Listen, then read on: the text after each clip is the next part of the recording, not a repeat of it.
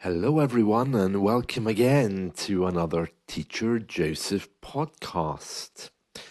Well, there's an idiom in English which says that you are in hot water if you are in trouble. So, for example, if you get arrested by the police, your friends might say, "Oh, did you hear about John? He's really in hot water this time." Or if you have a meeting with the boss and you think you might be in trouble, your colleagues might say, I think you're in hot water. Some people talk about landing in hot water. Oh, I'm not going to do that because it will land myself in hot water, or I will land myself in hot water if I do that.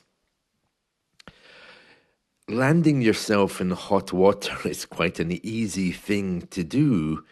And right now, I think the BBC have landed themselves in hot water. Let me explain.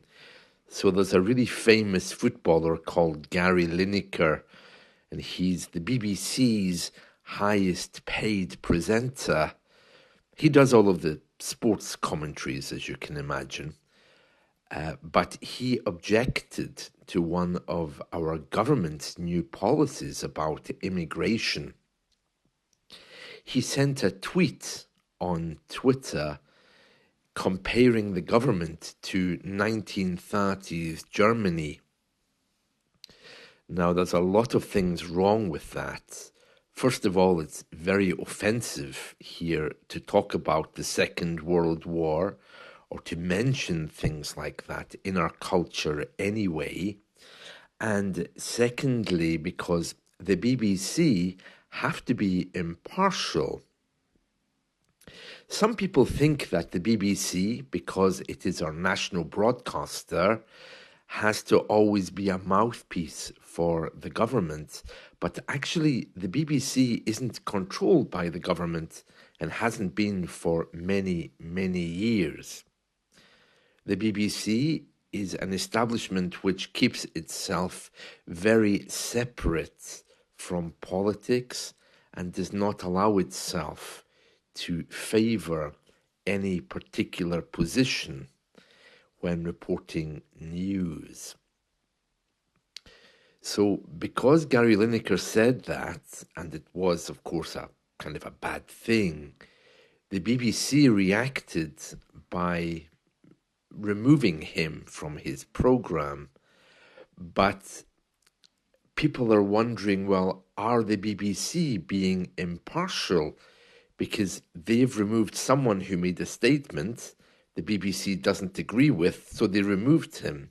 Well, I would say maybe both of them are at fault. Gary Lineker shouldn't have tweeted that thing because it's breaching his employment contract or whatever contract he has with the BBC. And then the BBC shouldn't have reacted by firing him because it makes them look as if they disagree with his statement. So Gary Lineker and the BBC have both landed themselves in hot water. It's very easy to land yourself in hot water, especially if you work in the media and you say the wrong thing. Anyway, now the government have become involved, and our Prime Minister has made a comment about it, saying that this is something the BBC has to sort out. It has nothing to do with the government. And he is right, because the BBC and the government are not connected. But there is a separate scandal involving the chairman of the BBC, who apparently was involved in getting Boris Johnson a loan. And in exchange, some people think that's how he got the job at the BBC. Because even though they're not formally connected, it's kind of connected in the sense that all of these very rich people around London all would know each other. But nobody really knows. So there's a few scandals at the BBC. The managing director of the BBC, Tim Davie, he's in hot water also because he's refusing to resign over this issue. So it's all happening at the BBC today. So keep your eye on the news because things are slowly getting worse. A lot of presenters at the BBC yesterday refused to come to work in support of Gary Lineker. And some people are saying now, well, is this the end of the BBC? It's something Boris Johnson was looking at before he left power. He referred to the BBC as the Brexit bashing corporation because he thought they were being impartial with Brexit. My feeling is that the BBC just hate everyone. But if you want me to make a prediction, I think probably everything will have changed in the next 10 years. They have an agreement with the government to broadcast, of course, and that comes up for renewal again in 2027. So whether they will survive that or whether they will have to remodel, nobody really knows. One thing is for sure, the BBC archive is wonderful. It has loads of radio and TV from the old days, going back to 1923. And it also has many other wonderful things in it. And it does many wonderful things too. But some people see it as a kind of a dinosaur.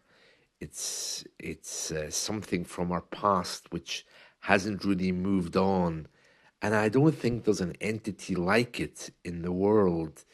It still has some really weird practices which go way back to its foundations. And it's been very hard for it to kind of move forward in the way that a modern TV company would. So, will they dismantle the BBC?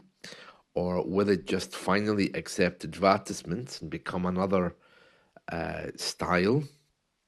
Or maybe our whole media is going to become a bit like America, where you have one TV channel which supports conservatives, one which supports Labour, one which is radical.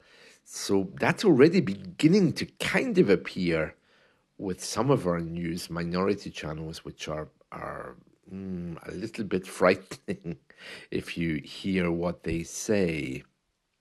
Anyway, very interesting, very interesting. So the BBC is in hot water, and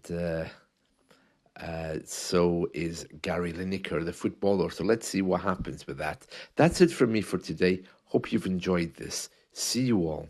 Bye.